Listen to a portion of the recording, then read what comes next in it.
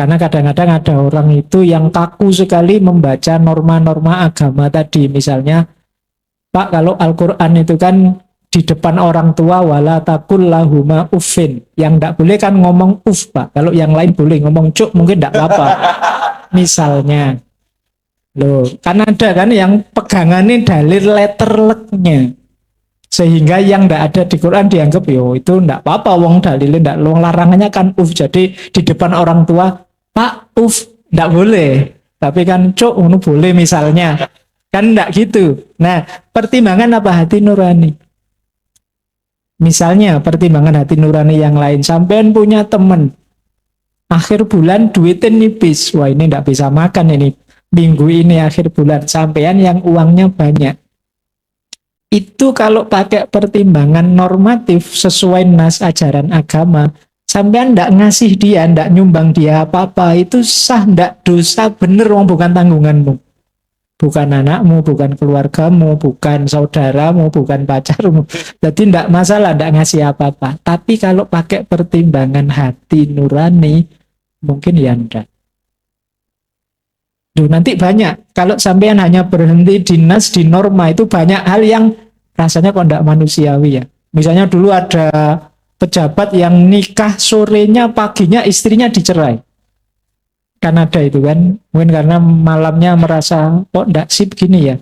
Terus tidak cocok sama bayangannya. Paginya dicerai. Loh, itu secara agama kan sah. Boleh saja. Wong ya cerai itu kan boleh. Tapi ya masuk hati nuraninya begitu. Hati nurani itu bagian dari taklif. Kalau bahasa agama itu nanti masuknya ke akhlak. Jangan lupa misi besarnya Rasulullah itu innama bu'istu liutammima makarimal akhlak. Jadi Rasulullah itu diutus oleh Allah, misi besarnya menyempurnakan akhlak. Maka jadilah agen yang mensukseskan misinya Rasulullah. Kalau ada orang kok tidak berakhlak, kacau, merusak, adabnya hilang, habis, itu sebenarnya dia sedang menghancurkan misinya Rasulullah. Itu mungkin yang jadi salah satu dasar ada ramalannya Rasulullah itu bahwa besok al-Islamu mahjubun bil muslimin. Indahnya Islam itu nggak kelihatan. Yang kelihatan brutalnya Islam, rusaknya Islam, kacaunya umat Islam, tidak tolerannya umat Islam. Seolah-olah Islam itu hanya itu, sehingga orang lain yang non-muslim salah paham terhadap kita. Sampai nganggap Islam itu teroris, Islam itu suka kekerasan, Islam itu egois. Jangan-jangan salah kita sendiri. Sehingga indahnya Islam tidak kelihatan. Oh, ini fungsi akhlak ini menurut saya hari ini penting kita hidupkan lagi. Itu juga bagian dari taklif. Jadi selain normatif, ada juga aspek etis. Jangan lupa yang ketiga, kalau bahasa filsafatnya aspek intersubjektif, ini bahasa filsafatnya ya, aspek hidup bersama. Yang di situ yang berlaku adalah kesepakatan-kesepakatan bersama.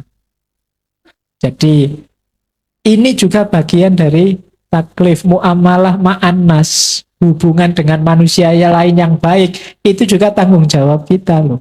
Bagian dari tugas kekhalifahan kita. Jadi kebenaran itu ada kebenaran objektif agama normatif, ada kebenaran etis yang itu tergantung hati nurani akhlak kita, ada kebenaran sosial intersubjektif yang itu kesepakatan bersama tentang yang baik. Karena manusia itu yo sama-sama Islamnya sih, tapi kalau di Indonesia lebih banyak yang sepakat menjalankan Islam Sunni misalnya. Ini kebenaran sebenarnya level kesepakatan bersama. Jadi nanti ada mayoritas NU. Ini kan kesepakatan bersama. Apa Islam itu NU saja? Ya enggak, ada macam-macam. Tapi berlaku di sini intersubjektivitas tertentu namanya Nahdlatul Ulama, kesepakatan bersama. Yang kalau kita mengafiliasikan diri ke situ, ya mengikuti kesepakatan bersama di situ. Nah, ini level-levelnya, jadi layer-layernya. Kalau kita belajar tentang taklif. Jadi Makanya kalau ada yang tanya hubbul waton minal iman, itu kan hadisnya dhaif, ada yang bilang cinta tanah air itu dasarnya apa? Paling tidak dia ada di layar kehidupan bersama intersubjektif ini. Kita kan sudah janji sepakat bersama hidup di Indonesia, dasarnya Pancasila, yaitu jangan jadi orang yang munafik.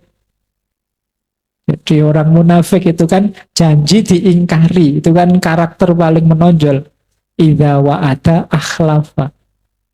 Lu katanya bangsa Indonesia sepakat menjalankan Pancasila, dan Pancasila itu toh tidak bertentangan dengan Islam. Semuanya sejalur. Kenapa kita kemudian membalik kata seolah-olah milih Pancasila atau milih Islam? Wong dipilih dua-duanya bisa. Dan Pancasila ada di level kebenaran intersubjektif ini. Jadi, ya nanti ini saya bilang tadi, ini satu sesi sendiri ya, bilang kebenaran agama yang sifatnya normatif, norma-norma fikih, ilmu kalam, tasawuf, ada yang kebenaran hati nurani, etis, dan ada kebenaran sosial, kebenaran bersama. Baik, itu untuk Mbak Fitri ya. Nanti kalau masih belum jelas bisa privat. Maksudnya tanya lagi loh, kalau di floor di sini kan nanti panjang. Nah, yang kedua, Mas Jogja ora didol. Mas Yoga nggih. Pertanyaannya tentang surga dan neraka. Surga dan neraka itu pertama-tama kita maknai bagian dari kasih sayangnya Allah pada kita. Jadi surga, tujuan hidup kita, kalau ada kita hidup ini mau kemana sih Pak? Kita itu, perjalanan hidup kita itu inna lillahi wa inna ilaihi roji'un. Kita itu miliknya Allah. Jangan lupa ya terjemahannya, awas keliru loh. Lillahi itu kita miliknya Allah, bukan dari Allah. Wa inna ilaihi roji'un. Jadi babak final perjalanan kita sebagai makhluk itu kembali kepada Allah. Lah kok ada surga neraka Pak? Surga neraka itu bagian dari kasih sayangnya Allah pada kita. Sebagaimana kitab suci, sebagaimana Nabi. Karena dengan dipameri, diiming-imingi surga neraka itu, kita terus semangat menempuh jalan itu. Apakah nanti dikasih Pak? Dikasih pasti oleh Allah surga dan juga neraka itu. Meskipun babak finalnya bukan itu. Tak kasih ilustrasi gampang ya. Mungkin teman-teman satu ketika nyuruh adiknya belajar. Karena kita tahu belajar itu penting. Terus kita merintahnya begini, Dik, mbok belajar, nanti kalau kamu ranking 1, tak traktir HP baru deh.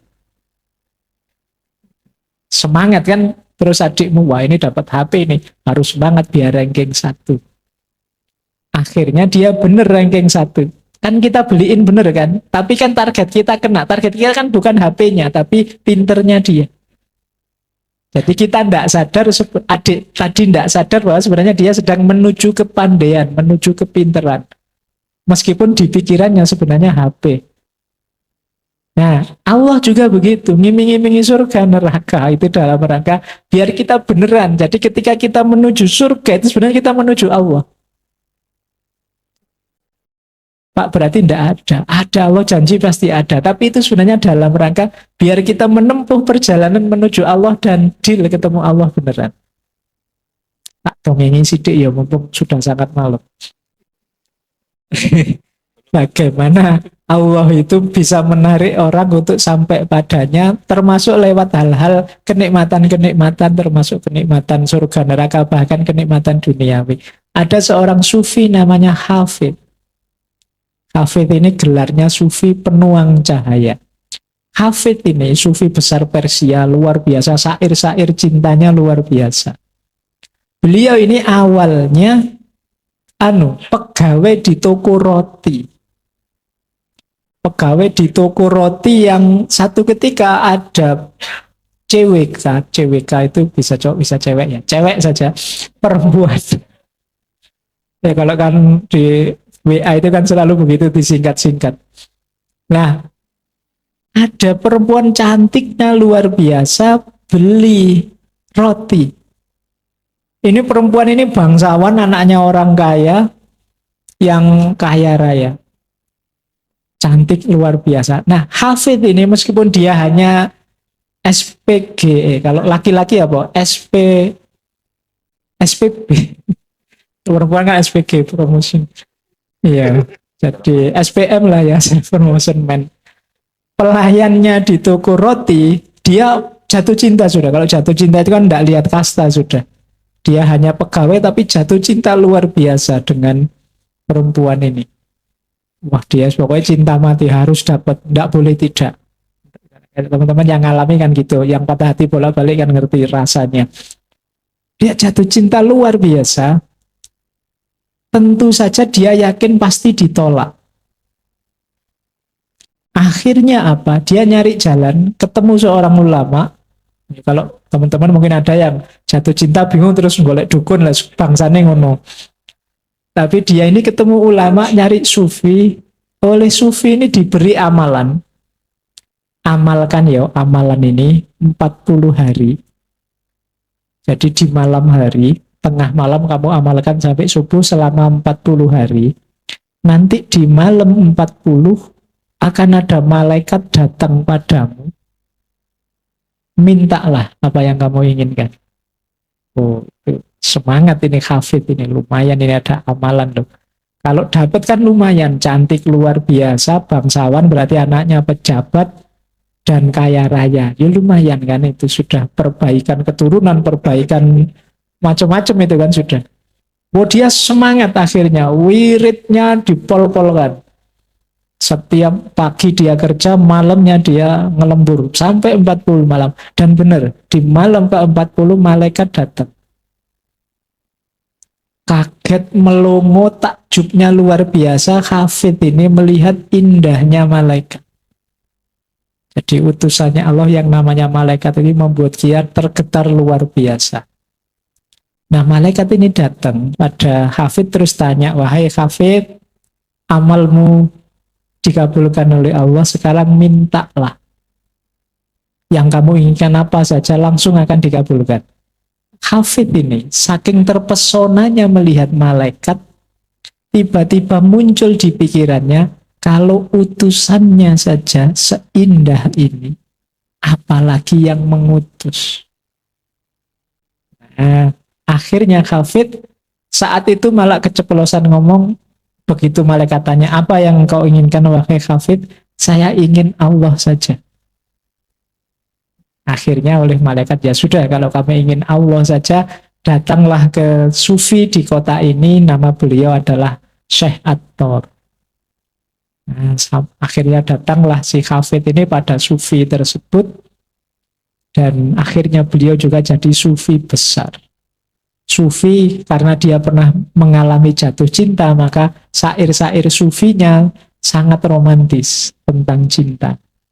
Makanya dia dikenal sebagai sufi penuang cahaya. Syair-syairnya penuh cahaya cinta kasih. Itu ceritanya Hafid. Seperti tadi, jadi memang sufi yang dia mintain nasihat pertama tadi sudah tahu jalan ceritanya akan seperti itu. Diarahkan ke situ, diiming-imingi, amalkan ini, nanti kamu dapat loh yang kamu inginkan. Dan benar, dia menempuh ke sana, akhirnya justru dapat puncaknya. Surga dan neraka nanti akan juga begitu. Kalau teman-teman jeli di Al-Quran itu, kenikmatan puncaknya di surga itu justru melihat Allah. Bukan seneng-seneng dengan bidadarinya, bukan. Iya, pikiranmu sekarang kan itu. Iya, karena Allah sangat tahu levelmu di situ. Kalau tidak dipameri itu, kamu langsung, nanti kamu akan melihatku di surga. Gak terlalu tertarik kan kalian. Tapi, di surga itu disediakan pelayan-pelayan yang mesti tertarik kamu dengan itu. Karena Allah ngerti psikologi kita. Makanya dipameri itu, diancam dengan siksaan yang semacam itu. Demi kita juga sebenarnya. Makanya saya sebut surga dan neraka itu bagian dari kasih sayangnya Allah pada kita. Dan tujuan final kita sebagai manusia tetap Allah. Makanya niat ibadah apapun kan selalu lillahi ta'ala. Demi Allah, untuk Allah. Tidak pernah ada niat kan lil jannah atau lidaf innar, nggak ada. Selalu meskipun itu sholat bala lah, sholat apalah, tetap isinya lillahi ta'ala. Karena memang target final perjuangan kita di dunia ini adalah Allah saja. Nah itu menurut saya cara memahami adanya surga dan neraka. Jadi mungkin pikiran kita belum sampai, ya enggak apa-apa. Surga dan neraka jadi jembatan kita untuk nanti kita semakin dekat pada Allah. Ini pentingnya kita memahami biar enggak salah posisi, salah target. Ada juga yang memberi tips begini. Yang penting target kita Allah, pasti nanti dapat surga. Itu juga boleh. Silahkan saja, setiap orang bisa punya formula masing-masing demi ilaihi roji'un tadi. Pastikan perjalanan kita itu memang mendekat ke Allah. Baik itu mungkin levelnya masih pamrih surga neraka, atau sudah mampu kita menuju Allah langsung. Jadi karena memang ini semacam hanya satu jalur memang. Jalur yang sama. Oke, baik. Terakhir Mas Sinten tadi. Amin. Mas Amin. Oh enggak, itu tahun depan ya Mas Idul Fitri kita ngobrol di sini lagi tentang tata nilai masyarakat Jawa ya. Jadi di antara dahsyatnya masyarakat Jawa itu filosofi hidupnya sangat manusiawi, sangat adaptif, sangat lentur menghadapi perubahan. Itu khas, itu saya sudah membaca banyak serat, banyak naskah babat tokoh-tokoh Jawa. Maka jangan heran, orang Jawa itu luas sekali hatinya, lentur sekali cara menyikapi keadaan, menyikapi situasi. Maka nenek moyang kita itu agama apa saja masuk diterima dengan tangan terbuka. Jadi luas, lentur, bisa menghadapi perubahan-perubahan. Itu ciri filosofinya nenek moyang kita. Yang kedua, nenek moyang kita itu tadi punya semboyan wis Jowo durung Jowo, wis uwong durung uwong. Itu menarik karena memang apa? Parameter hidupnya adalah parameter kemanusiaan. Orang Jawa itu sangat tidak enak kalau merasa menyinggung atau menyakiti orang lain. Tidak tenang hidupnya. Jadi orang Jawa itu penuh dengan laku, kalau dalam filsafat namanya wisdom. Laku kebijaksanaan, tidak sekedar kebenaran. Bahkan dalam hal tertentu bisa negosiasi dengan kebenaran asal tetap bijaksana dan manusiawi. Negosiasi itu kebenaran-kebenaran tertentu kadang-kadang sudahlah jangan diucapkan dulu, jangan diungkapkan dulu nanti menyakiti orang lain. Kita cari momen yang tepat, itu gaya Jawa. Meskipun nanti ada budaya lain yang lebih lugas, salah ya salah, benar ya benar. Nah itu ada yang begitu. Tapi kalau orang Jawa lebih lembut, lebih lentur. Itu kalau cara filsafatnya namanya kebijaksanaan. Nah, ciri lain ini sebenarnya luas. Ini anggap saja yang saya bilang ini kalau film itu trailernya. Nah, nanti mainnya masih tahun depan, nomor 2 tahun, 3 tahun lagi. Jadi ini trailernya saja ya nih. Nah, ciri lain orang Jawa itu ada logika wadah dan isi. Logika wadah dan isi itu fisik jasad, kemudian yang luar-luar itu sifatnya hanya wadah. Yang lebih penting isinya. Nah, ya wadah dan isi sebenarnya sama-sama penting, tapi hakikat itu ada di isi. Maka jangan heran kalau beberapa wali yang beradaptasi dengan ajaran Jawa, ya misalnya Syekh Siti Jenar itu mengkritisi misalnya sholat kok hanya wadahnya saja. Sholat hanya wadahnya saja, itu hanya jasadnya saja yang sholat. Tapi batinnya tidak sholat. Itu kata Syekh Siti Jenar itu sholat yang kosong saja. Sholat yang palsu. Harusnya sholat itu batinnya sholat, jiwatnya mutmainnah sehingga tanha anil fasya wal mungkar. Sholat kok korupsi berarti tidak sholat. Sholat kok masih mudah maki-maki berarti belum sholat. Sholat kok masih gampang menyakiti orang berarti belum sholat. Kalau istilahnya Syekh Siti Jenar itu palson kabeh, palsu semua. Kalau di suluk linglungnya Sunan Kalijogo itu kosong saja. Seolah-olah isi tapi hakikatnya kosong. Kayak wadah, tidak ada isinya. Nah ini cara berpikir Jawa seperti ini khas. Jadi orang Jawa ya lebih ke batin. Makanya kebatinan Jawa terkenal kan, kejawen itu pasti arahnya ke kebatinan. Yang lebih inti, ya, logika isi, wadah dan isi. Maka banyak ritual-ritual simbolik yang arahnya baca isinya, jangan hanya wadahnya. Kalau ada orang naruh tumpeng di pinggir jalan, jangan dibaca tumpengnya. Ada isinya, ada maknanya itu. Kan kemarin kita marah, wah ini eman-eman loh, makanan dibuang ke laut, dibuang ke jurang. Loh, jangan dibaca makanan yang dibuang, di balik itu ada maknanya. Kalau cara berpikirnya hanya lihat wadahnya, berarti orientalis yang baca Islam itu benar. Itu. Kita kan ngeritik orientalis pun enggak ngerti isinya Islam. Nah, budaya Jawa juga begitu, banyak ekspresi-ekspresi yang jangan hanya dibaca wadahnya dong. Ada makna isinya. Makanya kan ada itu kan pernah saya baca itu yang ada ngeritik kurban. Umat Islam itu sadis. Setiap hari raya kurban pembantaian besar-besaran binatang. Apa salahnya para sapi, para kambing? Kok dibantai sesadis itu sebanyak mungkin? Mbok ya pelan-pelan digilir satu-satu. Mbok ya dalam satu hari berapa juta. Itu dia hanya kan melihat hanya casingnya saja. Loh, casingnya memang pembantaian, tapi kan di balik itu ada makna-makna besar. Jadi kalau ada orang eman-eman, ya Pak nasinya mubadir dibuat sajen. Iya, tapi itu membacanya tidak bisa hanya dari luarnya saja. Itu kalau hanya dibaca luarnya saja. Ada orientalis itu yang menjelaskan sholat itu hanya luarnya saja. Jadi kalimatnya begini, ini orientalis lama. Umat Islam itu sehari 5 kali membentur-benturkan keningnya ke lantai. Itu kalau diterjemah bahasa Indonesianya begitu. Lo bener kan dia, kita kan yang tiap hari 5 kali bentuk-bentuk kan. Apa bentuk-bentuk kan itu. Baduk kita ke lantai. Itu makanya kan sampai item-item itu kan jidatnya. Itu karena membentur-benturkan kepalanya 5 kali ke lantai. Lo yo membacanya kan tidak begitu. Sujud itu maknanya agung kalau di kita. Tapi karena orang lihat hanya casingnya saja, maka terus dibaca membentur-benturkan kepala ke lantai. Nah kalau budaya Jawa paham logika ini wadah, ini isi. Yo, isi ndak ada wadahnya nanti tumpah kemana-mana. Wadah ndak ada isinya kosong saja.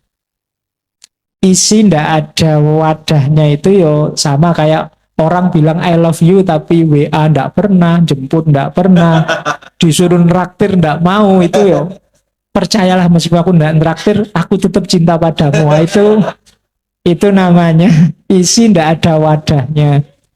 Kalau wadah ndak ada isinya, yo sebenarnya yo nganter, yo neraktir, yo perhatian dan macam-macam. Tapi kalau ditanya kamu suka ndak sih, itu formalitas saja, terpaksa saja. Itu namanya wadah saja ndak ada isinya. Nah ini gaya Jawa, jadi ada logika wadah dan isi. Mana yang lebih esensial, mana yang hanya bungkusnya saja. Jadi biasanya wadah itu menyesuaikan situasi. Kalau situasinya tidak memungkinkan, bisa diadaptasi. Dalam agama kan juga begitu. Sholat kalau mampu berdiri, kalau tidak mampu duduk, duduk tidak mampu tidur. Ini kan casingnya, wadahnya. Bisa menyesuaikan situasi, asal tidak kehilangan isinya. Jadi isinya sholat apa? Puasa juga begitu kan, ada dispensasi-dispensasi bagi yang berhalangan. Tapi meskipun tidak puasa karena halangan tadi, jangan sampai kehilangan ruhnya puasa.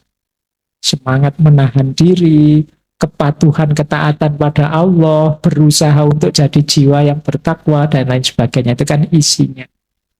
Nah, ini trailernya untuk gaya-gaya Jawa dalam memahami agama. Baik, nanti mungkin lain waktu bisa kita lanjutkan lebih detail lagi. Mungkin bareng beliau Pak Rektor kita ini yang concern juga dengan kajian-kajian tentang Jawa. Apalagi teman-teman ini kan Mojopahit. Pewaris makna-makna besar bagi peradaban Jawa. Semoga ada yang semangat untuk lebih menggali lebih jauh. Pasti tidak mungkin lahir imperium kerajaan sebesar itu tanpa punya dasar-dasar filosofis kehidupan bersama, kehidupan politik yang luar biasa. Kalau hanya materinya saja, pasti akan cepat hancur. Tapi pasti di balik itu ada ideologi-ideologi, filosofi-filosofi yang membuat kehidupan berbangsa bernegaranya kuat. Nah, itu tugasmu mengejar itu sebenarnya. Jadi manusia itu cirinya 5. Saya awali dari makhluk ya. Manusia itu makhluk. Yang kedua mukarrom. Yang ketiga mukallaf. Yang keempat mukhoyyar. Yang kelima majzi. Bahasa Arab ya, keren ya bahasa Arab. Nanti bagi yang kan sering banyak sekarang ceramah opo-opo dalilin di. Kalau sudah bahasa Arab kan rasanya wis ono dalile. Nanti biasanya kan anak sing cerewet itu opo-opo dalilnya mana, ayatnya mana. Iki wis bahasa Arab loh, iki wis rodok dalil ini wis. Jadi yang pertama manusia itu makhluk. Jadi manusia itu berarti apa? Diciptakan. Keistimewaan yang diberikan oleh Allah khusus untuk manusia. Tidak hanya untuk spesies khusus, kelompok khusus, ras khusus, bahkan juga tidak pada agama khusus. Semua manusia dimuliakan oleh Allah. Berarti makna kedua dari manusia itu kalau kita sadar kemanusiaan kita, semoga kita tidak punya pandangan buruk, pandangan rendah, perilaku yang zalim pada siapapun manusia. Kalau masih ada, berarti kita belum jadi manusia yang sejati.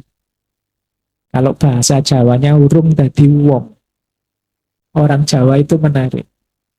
Ada istilah wis wong atau durung wong. Jadi sudah memanusia atau belum manusia. Mungkin ada orang sudah tua, usianya sudah tinggi, kemudian sudah, ya kelihatannya sudah punya kumis, punya jenggot, dan lain sebagainya. Tapi urung wong, masih belum memanusia. Kelakuannya mungkin kayak anak kecil atau bahkan kayak bukan manusia. Kenapa? Dia tidak bisa memuliakan orang lain. Ya, ciri orang tidak memuliakan itu kan biasanya asosiasi mudanya sering anak kecil. Anak kecil itu kan lebih cenderung egois, mikir enaknya sendiri, senengnya sendiri, tidak peduli orang lain. Itu kan anak kecil. Tapi anak kecil kan kita maklumi memang akalnya belum tumbuh, kesadarannya belum lengkap. Kalau ada orang dewasa kok kelakuannya kayak anak kecil, egois, pol, ingin enaknya sendiri terus, tidak peduli perasaannya orang lain, berarti dia belum manusia. Kalau menghina, melecehkan orang, maki-maki orang, lancar sekali jempolnya. Kalau sekarang kan tidak cuma mulutnya, lebih dahsyat jempol. Saya punya banyak temen itu kalau di dunia nyata itu kalem, kelemak-kelemek, lembut kalau ngomong. Oh, tapi di medsos, wah, tidak sekedar jonjak janjuk sudah kalimatnya sudah, oh, ayo kebun binatang dalam negeri dan luar negeri masuk semua itu. Itu masih merendah-rendahkan orang. Apapun posisi dan status orang itu sebenarnya menunjukkan kita belum manusia.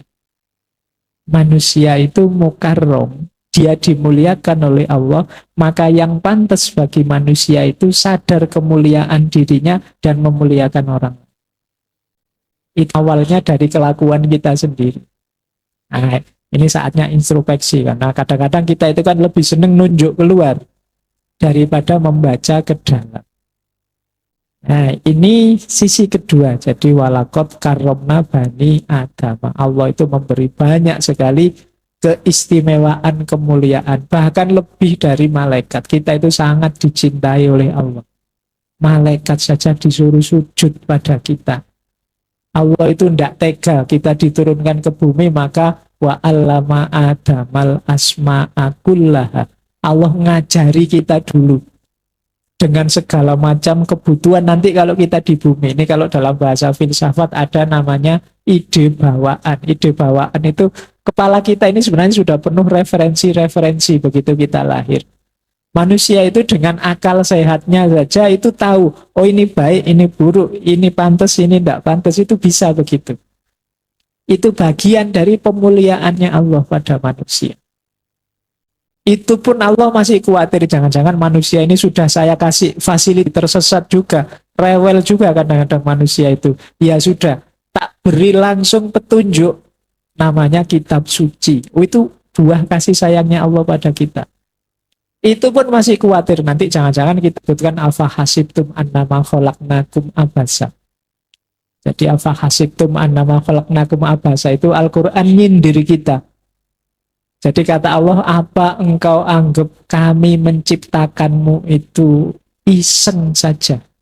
Jadi abasa itu bagi saya maknanya gitu. Jadi Allah itu seakan-akan ngingetin, kamu itu diciptakan ndak iseng loh, ndak kebetulan. Ada amanat, ada misi yang harus kita emban. Makanya hakikat manusia yang ketiga itu ditaklif. Bahwa kita ini makhluk yang mukallaf. Oh, kalau ada banyak kisah di Al-Quran itu menunjukkan betapa dramatisnya manusia yang mau diberi taklif itu. Amanat ini kalau bahasanya Al-Quran dulu pernah ditawarkan ke gunung-gunung, ditawarkan ke laut, ditawarkan ke angin dan sebagainya, semuanya merasa berat dan menolak. Hanya manusia yang mau. Itu meskipun di ayatnya akhirnya agak tidak enak kata manusia. Kata Allah memang manusia itu zoluman jahula. Manusia itu zolim tapi ya goblok. Belajar tidak belajar itu dalam kuasa. Nah, ya kita yang bisa kita lakukan yang hanya dalam kuasa kita. Yo alhamdulillah kalau lulus, Pak, saya rajin ternyata IP saya tinggi. Itu dengan usaha. Tapi ada juga yang rajin belajar, IP-nya tidak bagus. Ya nanti untuk mengukur masa depan sukses itu tidak tergantung IP. So. Hiburan yang paling cespleng kan itu yang IP-nya tidak bagus. Jadi yang ketiga itu nggih, teman-teman jangan lupa kita itu makhluk yang mukallaf. Nah, yang keempat ini istimewa juga bagi manusia, kita itu makhluk yang mukhayyar. Ini istimewanya manusia. Mukhayyar itu makhluk yang diberi kewenangan milih. Ini nanti melahirkan banyak sekali filosofi-filosofi tentang manusia dan kebebasan. Jadi kita itu oleh Allah makhluk istimewa, tapi keistimewaan kita itu dalam bentuk potensi-potensi. Kita itu punya daya untuk apa saja. Kita itu mau jujur bisa, mau curang juga bisa. Jadi kita terus harus milih, saya harus jujur apa curang ya Pak, dua-duanya bisa. Kita itu mau muji orang bisa, mau maki orang juga bisa. Dua-duanya punya daya. Bandingkan dengan makhluk yang lain. Makhluk yang lain enggak. Makhluk yang lain itu hidupnya paket sudah. Dari lahir sampai mati begitu. Dan enggak ada improvisasi macam-macam. Ya wis gitu terus. Kalau manusia coba teman-teman lihat dari prasejarah sampai hari ini, perkembangannya luar biasa perubahannya. Dulu kita pakai baju kulit, mungkin awalnya malah enggak pakai apa-apa, terus kok dingin, akalnya jalan pakai baju kulit, terus bajunya terus ganti, mungkin daun-daunan, ganti lagi sampai sekarang kain. Kain pun ada yang kain berkembang, dulu kain mungkin tebel, sumuk, sekarang banyak yang tipis-tipis, santai, ringan, enak dipakai. Itu manusia. Kalau sampean lihat binatang, enggak ada yang begitu. Gajah itu ya telanjang sejak dulu begitu. Kucing juga begitu, dia tidak pernah mikir, wah kok tidak enak ya, mau sekali-sekali ganti kostum, tidak ada. Mikirnya gitu terus. Ya kalau ada kucing pakai baju, anjing pakai baju, itu kan manusianya yang makein baju. Bantu mikir, dia tidak pernah mikir sendiri. Sekarang kan manusia modern kan aneh-aneh, bahkan kucing, anjing itu kan ada salonnya.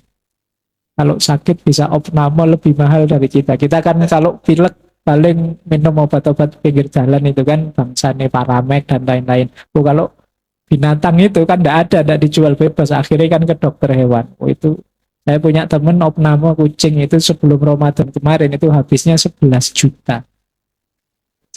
Kucing opname. Bayangkan itu kuliah UNIN sampai lulus itu. Iya, itu dipakai untuk ngopname no kucing. Itu betapa luar biasanya dan akhirnya kucingnya meninggal. Iya, dituangi sih kayak kehilangan anaknya gitu. Sampai tak tawari, Bu perlu yasinan apa tahlilan? Oh, itu kan yang bisa gitu-gitu kan manusia. Jadi manusia itu punya daya pilih namanya mukhayyir. Jadi milih, jadi ojo disalahke Gusti Allah. Ya Allah kok hidupku kacau ini loh. Ada dua pilihan sebenarnya, kamu milih tertib apa kacau. Ya kok saya sendiri kamu milih kacau kok saiki sambat. Kamu bisa kacau, bisa tertib, pilihanmu sendiri. Kamu bisa tekun, bisa males, pilihanmu dewe. Pak, gimana saya biar enggak males, Pak? Jangan milih opsi males. Karena ada opsi rajin. Salahmu dewe milih opsi males. Kan cuma itu. Saya itu sering ditanya gitu, pertanyaan yang menyusahkan, Pak, tipsnya apa biar rajin? Pak, tipsnya apa biar istiqomah? Ya kalau pengen rajin, rajin saja. Pengen istiqomah, istiqomah. Oh, nanti kalau nyari tips, nyari tips itu kan nyari alasan. Akhirnya kalau alasannya hilang, kamu kan tidak jadi rajin. Tipsnya hilang, kamu misalnya dasarnya hilang, sudah. Kamu tidak jadi, misalnya, untuk bisa rajin itu kamu harus bangun pagi-pagi baca buku. Loh itu kalau alasannya hilang kan kamu tidak jadi rajin. Pak, saya tidak bisa bangun pagi ya Pak. Itu kan rasido rajin. Yo, syarat pertama bangun pagi-pagi. Untuk bisa rajin itu kamu harus banyak baca buku. Pak, saya tidak punya uang ya Pak. Buku sekarang mahal. Ya wis kan tidak jadi. Maka wis ojo kakean alasan. Rajin ya rajin wae. Istiqomah, yo ayo istiqomah. Cuma itu saja. Kalau bahasa tasawufnya, kalahkan dirimu. Cuma itu saja. Pilihlah yang cocok. Karena kita ini makhluk mukhayyar.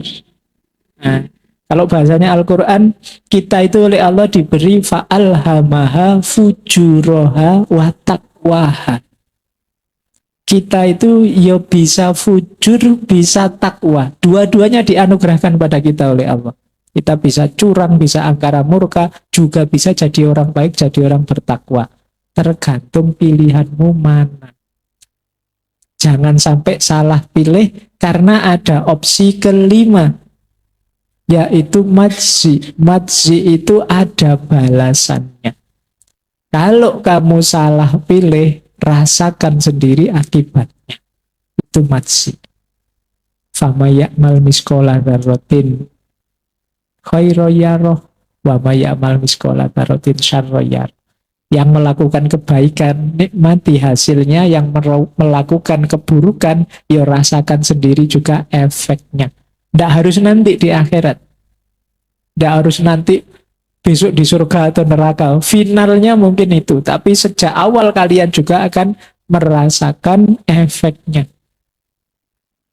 Jadi ya seperti syairnya Imam Syafi'i itu, barang siapa yang males belajar, barang siapa yang tidak mau susahnya belajar, ya siap-siap merasakan indahnya kebodohan. Oke, ya rasa dhewe, cuma itu saja. Jadi manusia dewasa itu bebas milih, tapi hati-hati setiap pilihan ada konsekuensinya. Penting bagi kita ya untuk hati-hati. Kita itu makhluk yang majzi. Jadi kalau binatang tidak ada, hewan tidak ada, meskipun nanti di agama lain tertentu ada. Pak, itu binatang itu reinkarnasi kita dulu loh Pak, mungkin gitu. Karena dulu saya cerewet, sekarang saya lahirnya jadi bebek misalnya. Atau iya kan, atau suka ketawa, itu lahirnya jadi WK akan ketawa.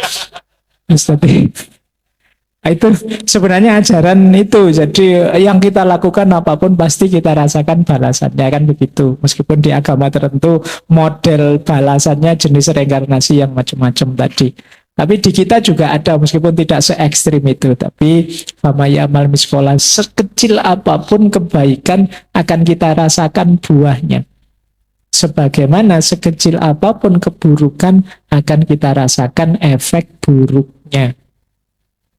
Jadi, nah 5 ini teman-teman menarik kalau kita lihat makna hari ini kita Idul Fitri.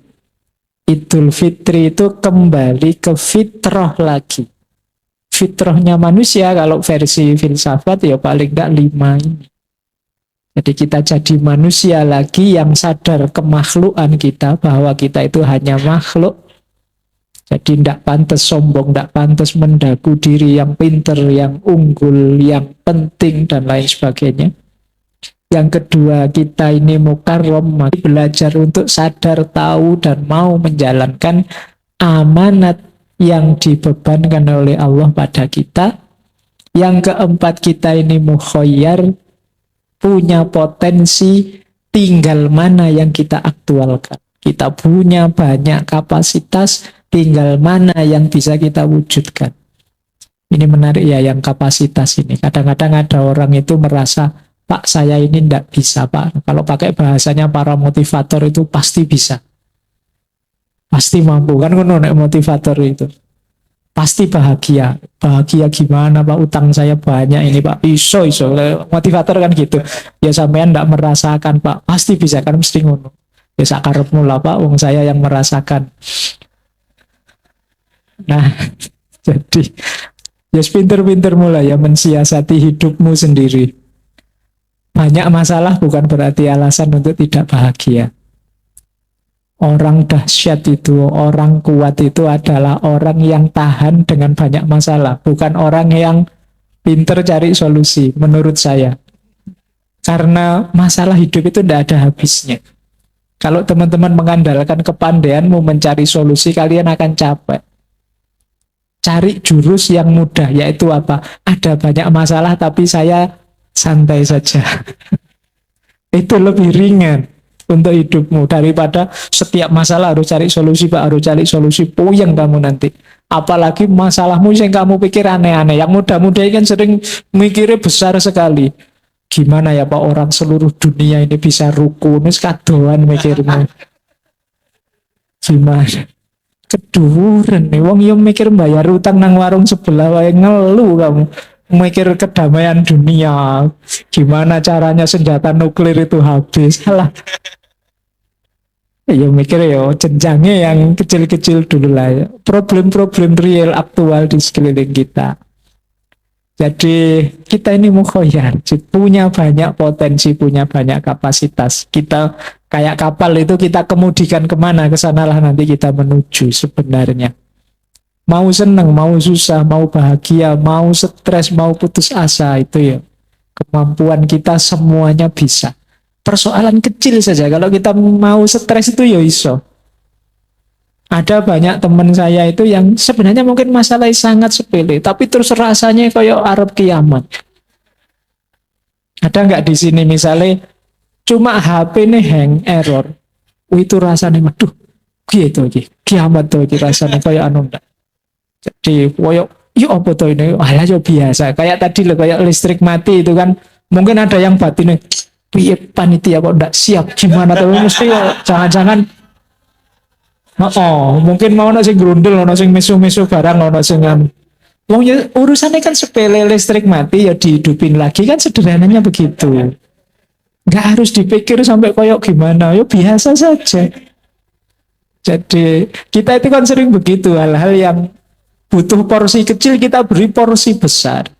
Yang butuh porsi besar kita anggap sepele, nanti saja. Akhirnya kuliahmu gak lulus-lulus.